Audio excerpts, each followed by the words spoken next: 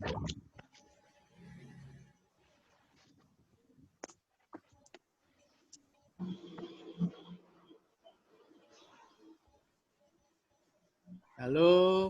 mahasiswaku tetap semangat ya. Di sini Iya Pak, semangat.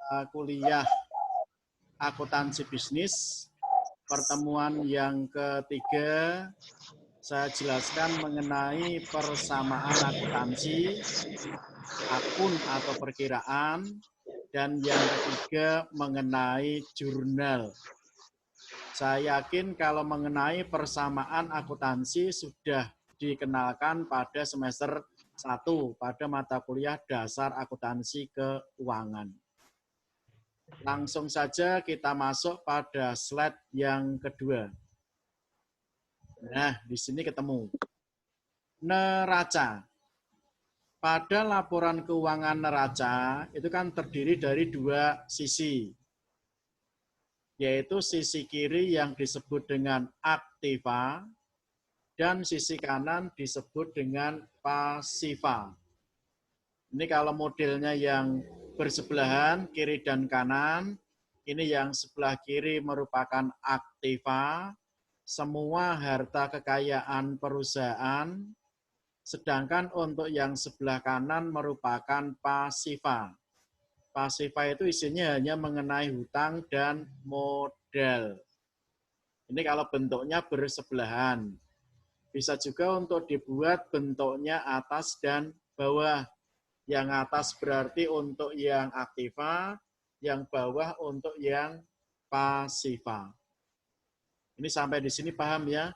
Jadi aktiva itu merupakan kekayaan perusahaan, kalau pasiva merupakan sumber mendapatkan kekayaan tersebut.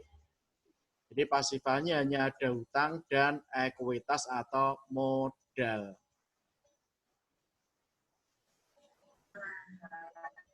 Nah, untuk lebih jelasnya di sini mengenai pengertian aktiva. Aktiva sering disebut juga dengan aset. Apa atau yang dimaksud dengan aset? Aset atau aktiva adalah kekayaan yang dimiliki suatu koperasi. Kumpulan sumber daya yang dimiliki koperasi yang digunakan untuk mendapatkan penghasilan selama tahun bersangkutan maupun tahun berikutnya. Intinya di sini untuk aktiva atau aset itu merupakan kekayaan yang dimiliki suatu koperasi. Jadi karena di sini untuk pembahasannya mengenai akuntansi bisnis berkaitan dengan koperasi, berarti untuk aktiva atau asetnya merupakan kekayaan koperasi. Sedangkan tadi pada sisi sebelah kanan itu ada hutang. Hutang adalah kewajiban koperasi untuk membayar sejumlah uang atau barang atau jasa kepada pihak lain di masa yang akan datang akibat transaksi di masa lalu. Ini namanya hutang. Hutang kan kewajiban koperasi harus membayar.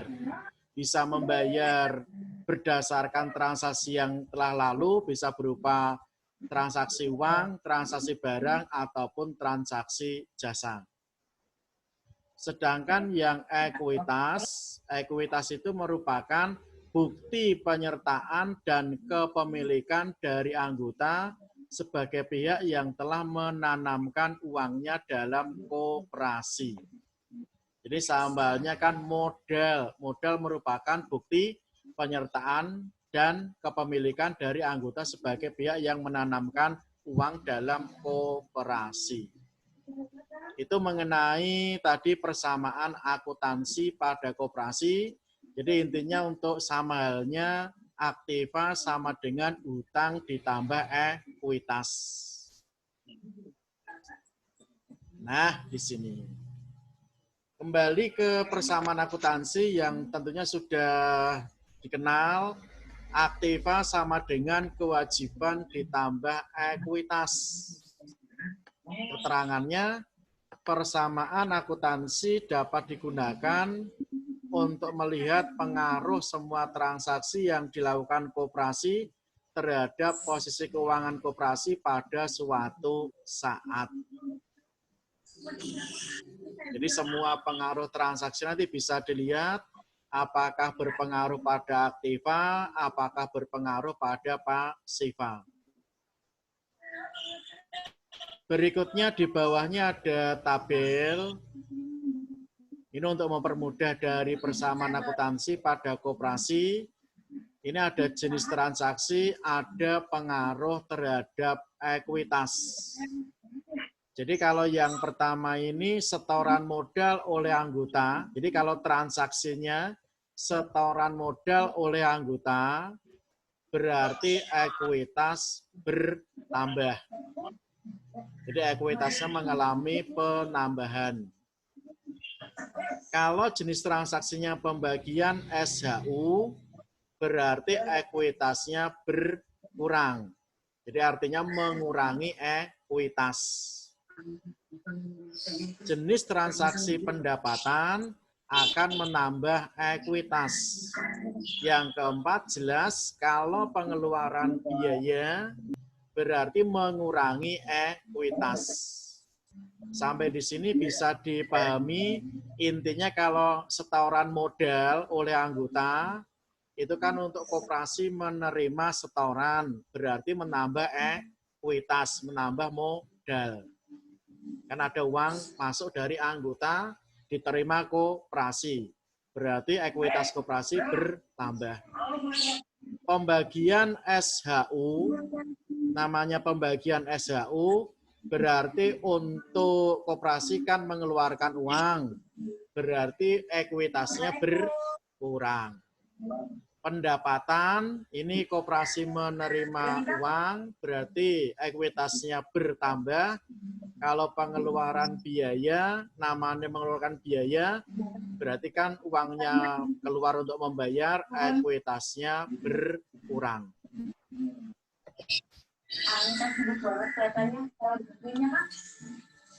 Nah, berikutnya dikenalkan istilah dalam akuntansi koperasi. Istilah yang pertama di sini ada kas. Kas merupakan alat pembayaran yang dimiliki koperasi dan siap digunakan, seperti cek kontan atau uang tunai. Jadi namanya uang tunai yang dimiliki koperasi itu merupakan alat pembayaran dan siap digunakan. Istilah yang kedua di sini ada piutang anggota. Apa toh yang dimaksud dengan piutang anggota? Piutang anggota itu hak atau tagihan koperasi kepada anggota koperasi. Jadi piutang anggota itu koperasi berhak nanti untuk menagih kepada anggota koperasi supaya membayar. Piutang anggota itu timbul karena koperasi meminjamkan uang kepada anggota atau koperasi menjual barang kepada anggotanya secara kredit.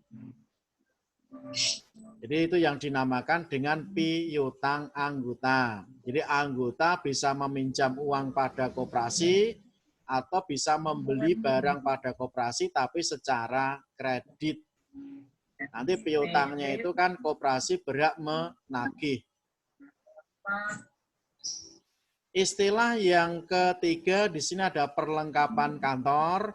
Perlengkapan kantor yaitu barang atau bahan pelengkap aktivitas koperasi yang biasanya berumur pendek. Diartikan perlengkapan itu bisa digunakan kurang dari 1 tahun. Yang habis pemakaiannya. Contohnya di sini untuk perlengkapan kantor itu ada kertas, ada pulpen, ada tinta, dan lain-lain. Jadi barang habis pakai. Itu istilah yang pertama ada kas. piutang anggota, perlengkapan kantor.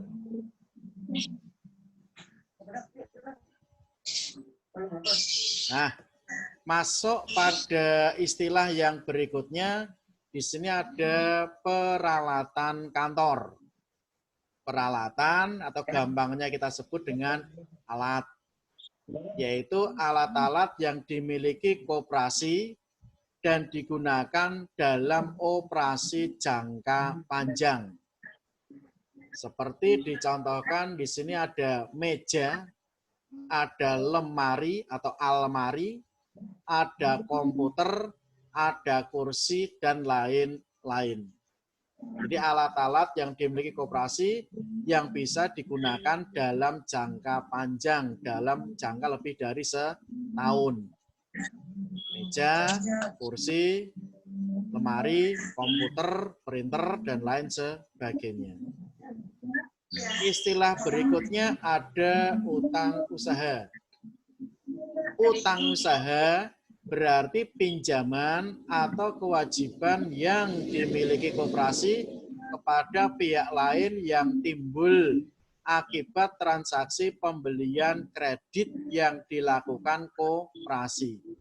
Jadi kalau tadi koperasi punya piutang, sekarang ada istilah namanya utang usaha. Kalau utang usaha di sini berarti untuk yang melaksanakan koperasinya memiliki utang akibat pembelian secara kredit. Ya sama, namanya pembelian kredit, namanya utang, itu untuk koperasi berkewajiban untuk membayar. Berikutnya istilahnya ada utang bank, yaitu kewajiban yang dimiliki koperasi kepada pihak bank karena telah meminjam uang kepada bank. Jadi kalau di sini bisa dipahami namanya utang usaha itu untuk berkaitan dengan pembelian kredit, pembelian barang secara kredit yang bersangkutan dengan usaha koperasi. Tapi kalau untuk utang bank, ini untuk bank kan semesti hanya memberikan pinjaman dalam bentuk uang, toh. Berarti nanti untuk kewajiban yang dimiliki koperasi kepada pihak bank karena telah meminjam uang ke bank, ya berarti koperasi berkewajiban untuk membayar kepada bank tersebut. Masih ada istilah-istilah yang lain dalam koperasi. Saya yakin kalau untuk istilah yang sekarang sudah sering mendengar ya. Jadi kalau dalam koperasi itu kan ada simpanan sukarela, ada simpanan pokok, ada simpanan wajib. Nah, supaya lebih memahami di sini untuk yang dinamakan simpanan sukarela, yaitu kewajiban yang dimiliki koperasi kepada anggotanya karena anggota telah menyimpan atau menabung uangnya di koperasi. Jadi namanya simpanan sukarela itu anggota menyimpan uang di koperasi. Yang berikutnya dinamakan dengan simpanan pokok, yaitu jumlah nilai uang tertentu yang sama jumlahnya, sama banyaknya, sama nominalnya, yang harus disetorkan setiap anggota pada saat masuk menjadi anggota koperasi. Simpanan pokok tidak dapat diambil kembali selama masih menjadi anggota. Jadi kesimpulannya di sini, dari simpanan pokok itu merupakan simpanan yang harus dibayarkan kepada koperasi sewaktu menjadi anggota koperasi pertama kali. Jadi kalau untuk mendaftar menjadi anggota koperasi harus membayar simpanan pokok, di mana simpanan pokok itu untuk nominalnya sama setiap anggota. Jadi misalkan suatu koperasi menentukan simpanan pokoknya pada pendaftaran anggota 50.000. Itu untuk setiap anggota nanti 50.000. ada anggota baru lagi juga membayar simpanan pokok sebesar 50.000, hanya dibayarkan 1 kali saja pada waktu mendaftar. Namanya simpanan pokok tadi tidak bisa diambil. Bisa diambil kalau sudah tidak menjadi anggota koperasi. Nah, berikutnya istilahnya ada simpanan wajib. Simpanan wajib itu jumlah simpanan tertentu yang harus dibayarkan oleh anggota dalam waktu dan kesempatan tertentu. Misalnya sebulan sekali. Jadi kalau kita urutkan, untuk yang pertama itu simpanan pokok. Simpanan pokok berarti pada waktu daftar menjadi anggota harus bayar. Setelah bayar simpanan pokok cukup 1 kali saja. Yang berikutnya membayar simpanan wajib sesuai dengan ketentuan nominalnya ataupun jangka waktunya. Jadi misalkan di sini ditentukan 50.000 setiap bulan sekali. Berarti setiap anggota harus membayar pada koperasi 50.000 sebulan sekali sebagai simpanan wajib. Kalau untuk yang simpanan sukarela, namanya sukarela itu dipersilahkan boleh mau atau tidak. Jadi boleh atau tidak, silahkan nanti untuk menyimpan uangnya di koperasi. Jadi namanya sukarela kan diberi kebebasan. Mau menabung di koperasi boleh, tidak juga tidak apa-apa. Untuk jangka waktunya pun bebas. Mau tiap hari nabung boleh. Mau sebulan sekali boleh. Atau waktunya sesuai dengan masing-masing anggota.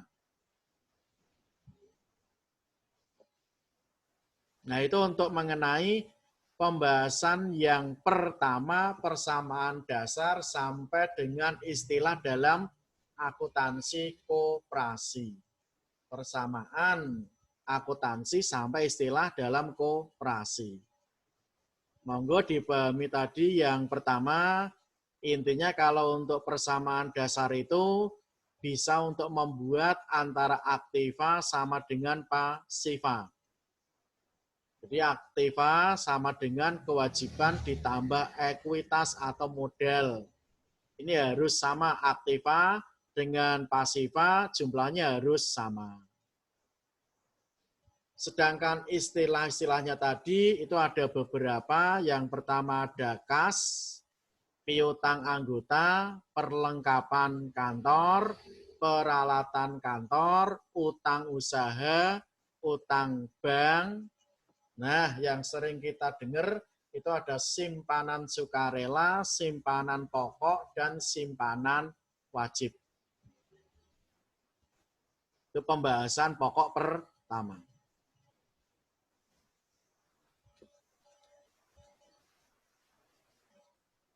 Masuk pada pembahasan pokok yang kedua, di sini akun atau perkiraan pada koperasi. Atau istilah lainnya rekening nama rekening. Sebelum masuk ke pembahasan berikutnya mengenai akun perkiraan atau rekening, di sini saya jelaskan dulu mengenai pengertiannya. Jadi saya harapkan dengan diberikan pengertiannya lebih dulu, sudah punya gambaran untuk yang slide berikutnya. Apa yang dimaksud dengan perkiraan atau akun? Perkiraan atau akun itu merupakan suatu media untuk mencatat transaksi keuangan atau sumber daya yang dimiliki koperasi secara spesifik. Contohnya saja ada aktiva, ada akun hutang, ada akun modal, ada akun pendapatan, ada akun beban. Jadi kalau untuk di dalam akun atau perkiraan hampir sama untuk suatu organisasi atau perusahaan. Akun aktiva, utang, modal, pendapatan, dan beban.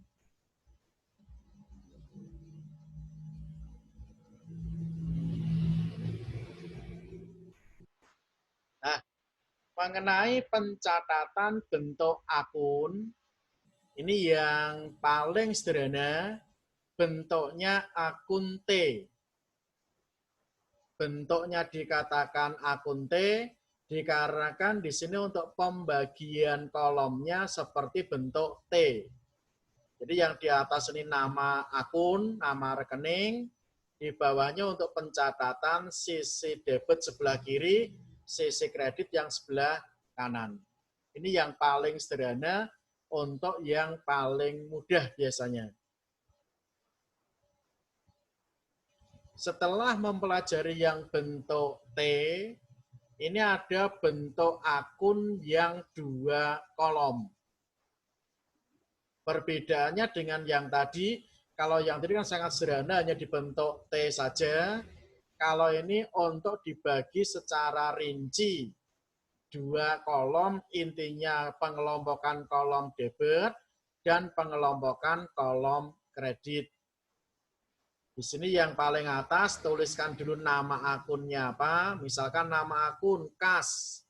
Nomor akun tinggal dituliskan misalkan 101.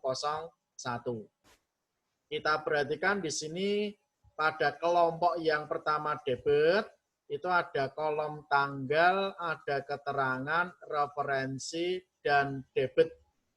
Tanggal tinggal kita tuliskan tahun di awal saja. Jadi misalkan tahun 2020.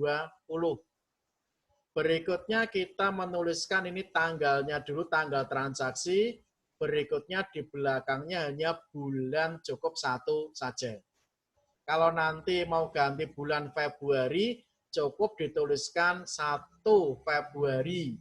Transaksi berikutnya cukup tanggalnya saja. Referensi di sini merupakan nomor rekening dari berkaitan penggunaan yang sesuai. Misalkan kalau ini untuk akun kas, berarti penggunaan kasnya yang bertambah pada debit. Ini nomornya atau keterangan. Kalau untuk debit di sini merupakan nominalnya. Jadi kasnya di debit berapa. Untuk sambalnya pada kolom kredit, kredit juga untuk ditulis nominalnya. Setelah semuanya ditulis, ini untuk mudahnya kita buat per bulan. Jadi kalau untuk lebih gampangnya saja, nanti kalau ganti bulan, kita mulai dari baru lagi, untuk kita langsung adakan total debit, total kredit. Nanti tinggal kita proses matematika, dihitung saldonya posisinya di debit. Jadi kalau baiknya itu kalau untuk yang kolom kas atau kelompok aktiva, saldonya kan di debit. Kalau nanti untuk utang modal, saldonya di kredit. Setelah mempelajari untuk yang akun T, tadi yang pertama, yang kedua untuk akun 2 kolom, berikutnya lebih banyak lagi. Berapa akun? Bentuk akun 4 kolom. Di sini untuk perbedaannya dengan yang tadi 2 kolom, kalau 2 kolom intinya dibuat kolom sama debit dan kredit. Kalau di sini untuk disambung, jadi tanggalnya nanti bisa berurutan terus ke bawah. Cukup memisahkan di sini penulisannya pada kolom debit atau kredit, terus langsung dihitung saldonya. Jadi untuk kelemahan dari saldo T dan 2 kolom, kita tidak bisa mengetahui saldo setiap saat, saldo akhir. Karena untuk saldo akhir hanya dihitung di akhir bulan setiap transaksi. Tetapi kalau kita menggunakan untuk yang ini, menggunakan yang bentuk 4 kolom, itu langsung diadakan perhitungan saldo setiap ada transaksi. Jadi nantinya untuk di dalam akun yang bersangkutan, itu langsung diketahui saldo terakhir sampai dengan tanggal sekarang misalnya. Ini misalkan nama akunnya kas. Nanti buat yang kedua nama akunnya piutang. Yang ketiga nanti untuk membuat nama akunnya modal, nama akunnya beban, listrik, dan seterusnya. Jadi setiap nama akun supaya dibuat kolom seperti ini. Jadi masing-masing akun.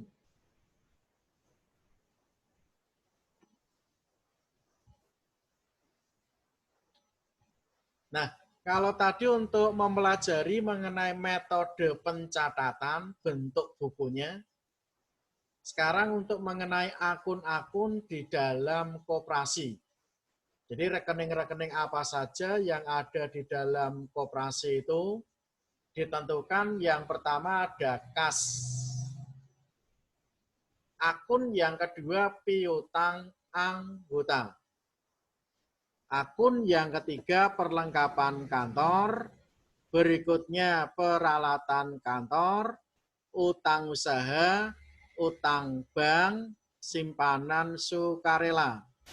Jadi kalau untuk ini contoh akun, bisa dipelajari jelasnya tadi pada bagian atas untuk mengenai istilah dalam koperasi. Nanti bisa dilengkapi, ada simpanan sukarela, ada simpanan pokok, ada simpanan wajib.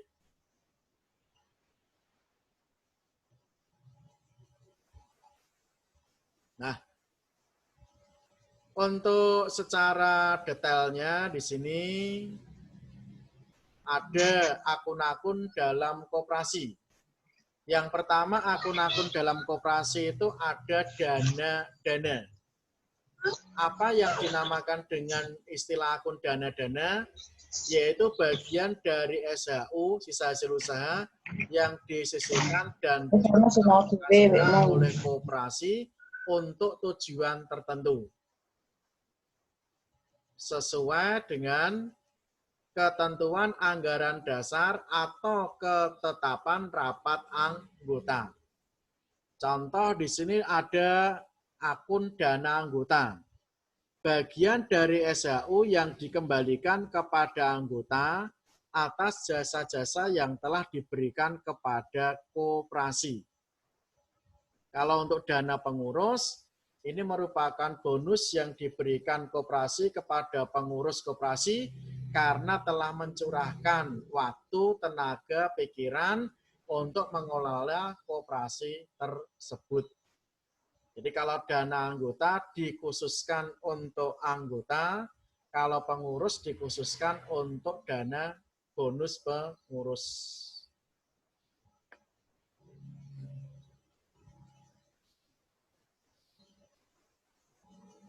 Istilah berikutnya ada dana pegawai dan dana pendidikan. Dana pegawai itu merupakan bonus yang diberikan koperasi kepada pegawai koperasi tadi karena telah mencurahkan waktu, tenaga, dan pikirannya untuk mengoperasikan koperasi sehari-hari. Jadi kalau tadi ada dana anggota, khusus anggota, terus ini dana pengurus, ini ada dana pegawai. Sedangkan dana pendidikan adalah bagian dari SHU yang dialokasikan koperasi untuk meningkatkan pendidikan anggota koperasi, pengurus koperasi, pegawai koperasi, atau pihak lain yang dipandang layak menerima bantuan dana pendidikan. Digunakan untuk meningkatkan keterampilan yang digunakan juga untuk memajukan koperasi.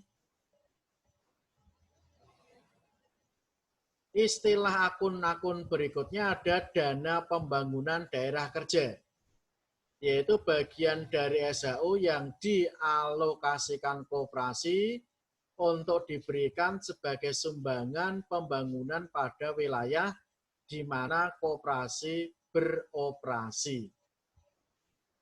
Jadi bagian dari SHU yang dialokasikan sebagai sumbangan pembangunan di mana koperasi tersebut beroperasi untuk masyarakat sekitar. Akun berikutnya ada dana sosial.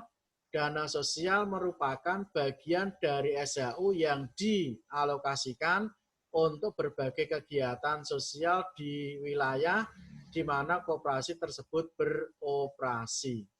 Jadi khusus untuk kegiatan sosial. Kalau ini namanya kan dana pembangunan, itu sumbangan pembangunan.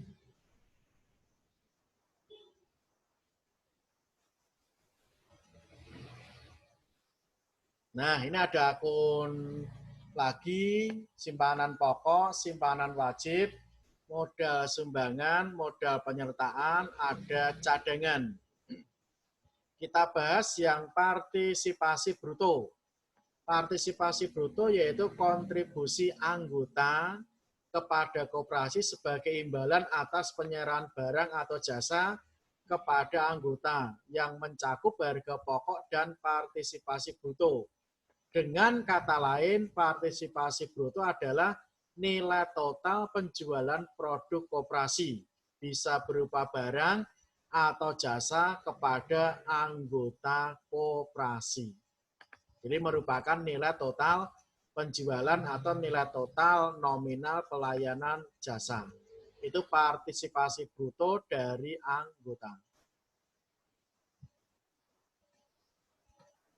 Kalau untuk yang dinamakan partisipasi neto adalah kontribusi anggota terhadap hasil usaha koperasi yang merupakan selisih antara partisipasi bruto dengan beban pokok. Jadi partisipasi neto adalah sisa hasil usaha yang timbul akibat penjualan produk koperasi, barang atau jasa kepada anggota koperasi. Jadi kalau ini neto, ini merupakan sisa hasil usaha yang timbul akibat penjualan produk atau jasa.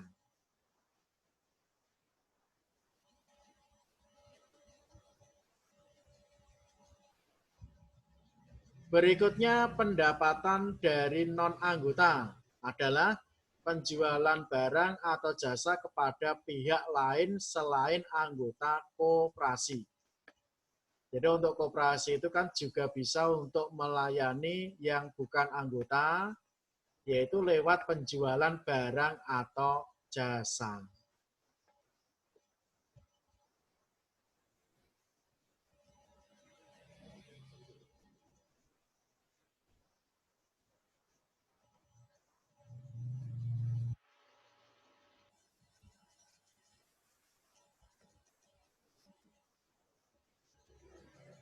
Berikutnya ada beban operasional, yaitu pengorbanan ekonomis yang dilakukan koperasi untuk memperoleh barang dan jasa dalam rangka menjalankan kegiatan utama koperasi. Beban operasional seperti untuk beban listrik, beban gaji, beban telepon, dan lain sebagainya. Jadi kan beban sama halnya biaya.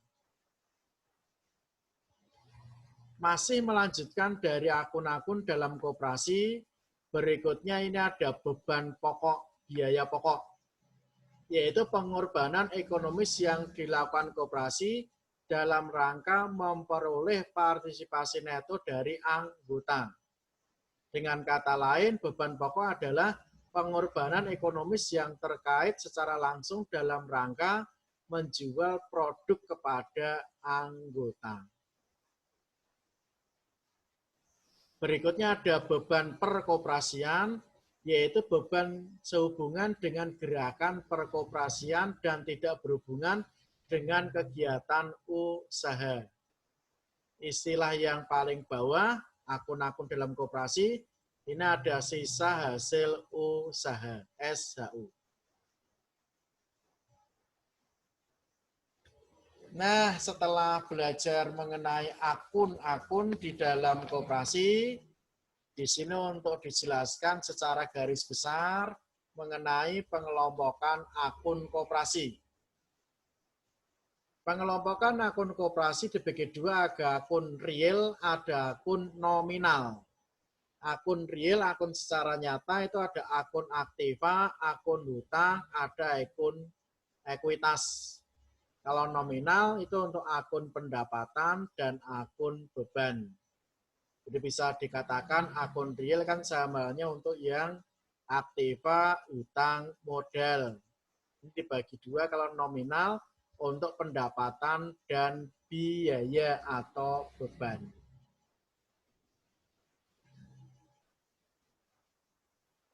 Nah, yang menjadi rumus atau pedoman pengisian akun perkiraan atau rekening Ini hampir sama dengan yang kemarin atau sama yang kemarin. Aktiva kalau bertambah di debit, aktiva berkurang di kredit. Ini sama yang kemarin.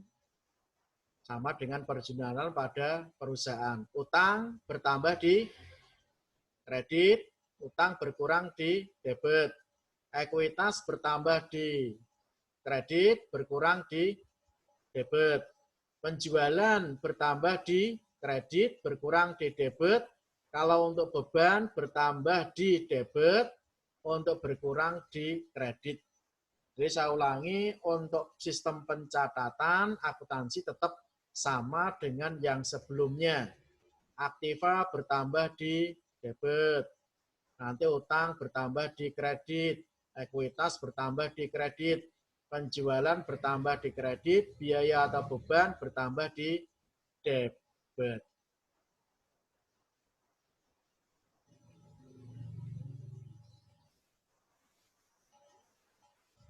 Nah, di dalam koperasi ini mengenal jurnal umum dan jurnal harian. Jurnal umum atau transaksi, yaitu aktivitas mencatat transaksi koperasi berdasarkan dokumen dasar secara kronologis beserta penjelasan yang diperlukan dalam buku harian. Ini jurnal umum. Kalau untuk yang dinamakan buku harian atau buku jurnal adalah media untuk mencatat jurnal secara umum berbentuk 4 kolom. Jadi kalau untuk jurnal umum di sini digunakan untuk mencatat transaksi berdasarkan dokumen. Jadi berdasarkan nota-nota, berdasarkan kwitansi, atau berdasarkan dokumen transaksi yang lain secara kronologis, berarti secara urut berdasarkan waktu. Beserta penjelasan yang diperlukan.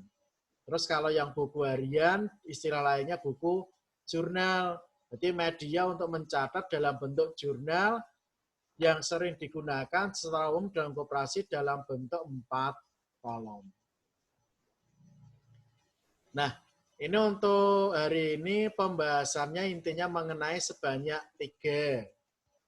Jadi yang pertama untuk persamaan akuntansi, yang kedua istilah, terus ada akun, terus untuk yang ketiga mengenai pembahasan jurnal umum dan buku harian.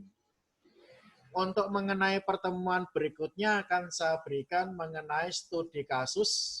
Jadi kalau pertemuan hari ini mengenai teori-teori saja, untuk pertemuan berikutnya nanti langsung mengenai contoh transaksi-transaksi dan bagaimana untuk pencatatan di dalam akuntansi koperasi.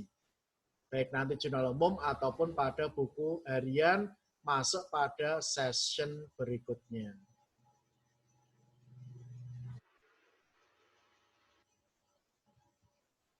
Terima kasih kepada semua mahasiswa yang telah mengikuti perkuliahan hari ini. Tetap semangat.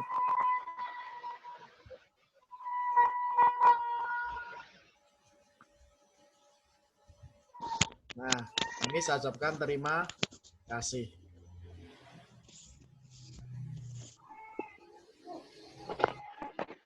Jadi di sini ada sebanyak 22 slide. Monggo dipahami, intinya judulnya persamaan akuntansi. Jadi saya harapkan untuk hari ini mahasiswa memahami persamaan akuntansi. Aktiva sama dengan pasiva. Terus mengenal akun atau perkiraan. Tapi kan banyak untuk akun-akun di dalam koperasi. Yang paling gampang ada akun simpanan pokok, ada akun simpanan wajib, ada akun simpanan sukarela, ada utang usaha, ada utang bank, ada piutang anggota, dan lain sebagainya, termasuk ada beban. Nah, kalau untuk pembahasan yang ketiga, itu kan mengenai jurnal. Silakan ini dipahami mengenai ringkasan dari slide. Ini tadi neraca, aktiva sama dengan pasiva. Terus ada pengertian aktiva, utang, ekuitas atau modal. Nah ini yang paling dipahami pada bagian tabel. Silakan dipahami apa toh yang mempengaruhi ekuitas, apa yang mempengaruhi modal. Pokoknya modal itu akan bertambah kalau ada setoran, terus ada pendapatan.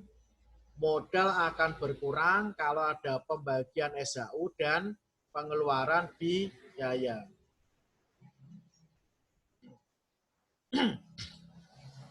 Nah ini istilah-istilah di dalam koperasi.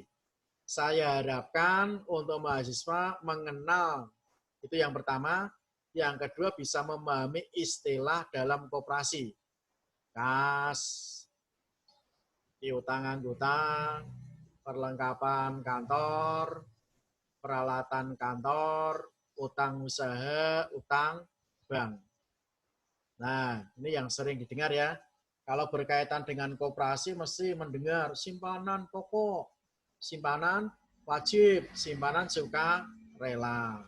Pokok berarti hanya satu kali dibayar pada saat mendaftar menjadi anggota. Kalau wajib, itu untuk wajib dibayarkan sesuai perjanjian jumlahnya berapa, terus waktunya kapan, sesuai dengan perjanjian koperasi. Ini untuk nominalnya sama, simpanan pokok itu sama semua anggota, simpanan wajib juga sama untuk semua anggota. Tetapi antara nominal simpanan pokok dengan simpanan wajib bisa berbeda.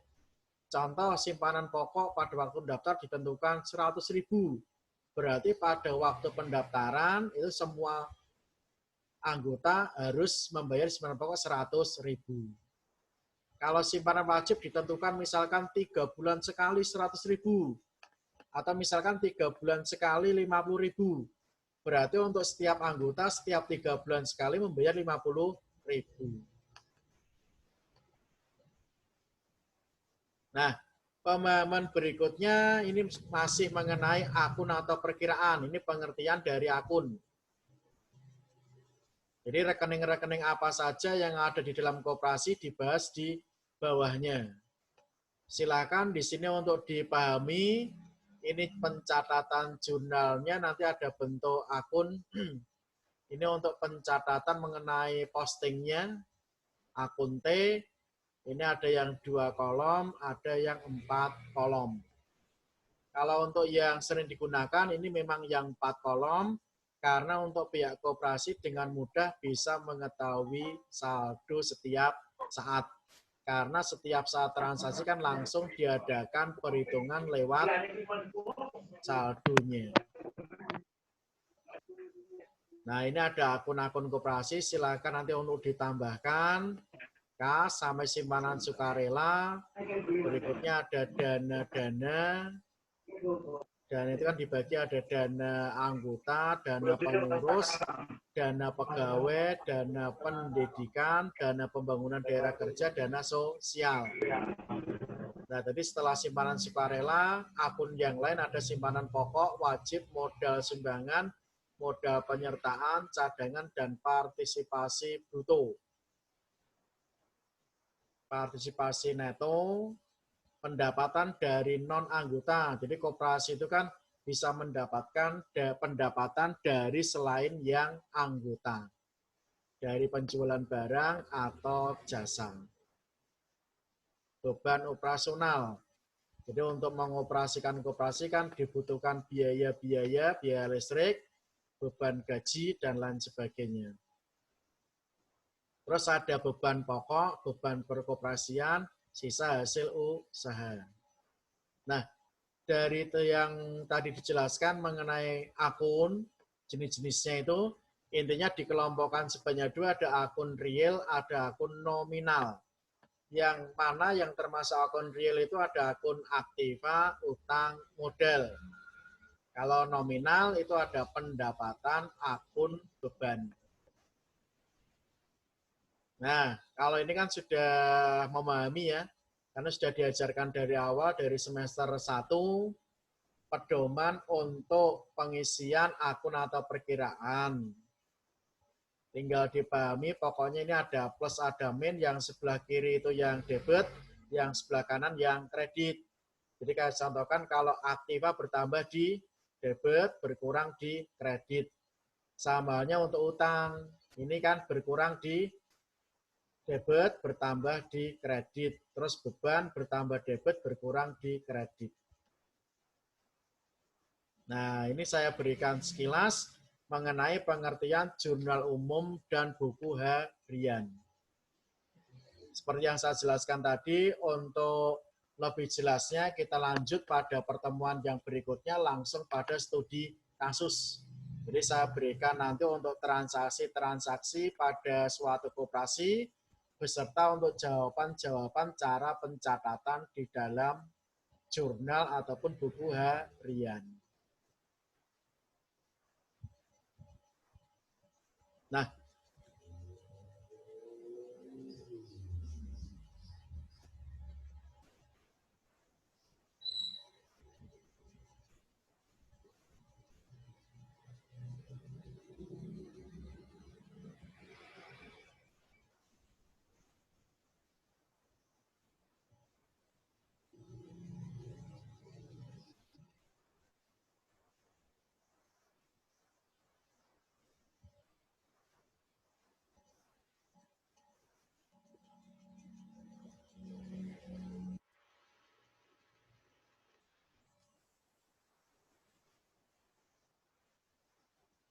demikian untuk perkuliahan hari ini bisa saya akhiri ya. Silakan untuk tugas hari ini buat kesimpulan mengenai yang materi saya sajikan dari ini. Silakan dibuat kesimpulannya saja. Dikumpulkan ya. Terima kasih. Jangan lupa di-subscribe. Nah, terima kasih yang sudah subscribe. Untuk yang belum ya mohon bantuannya. Terima kasih. Ya, Pak.